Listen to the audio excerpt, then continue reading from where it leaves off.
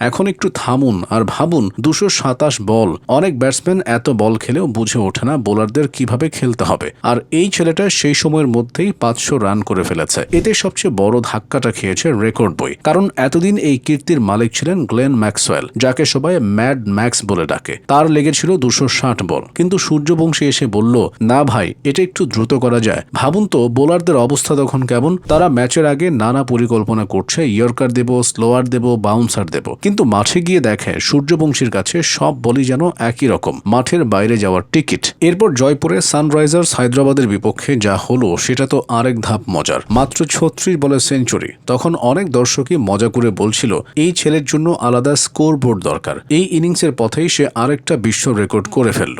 মাত্র 473 বলে টি-20 ক্যারিয়ারের 1000 রান। আইপিএলে এটি তার দ্বিতীয় সেঞ্চুরি, আর সব মিলিয়ে টি-20তে চতুর্থ।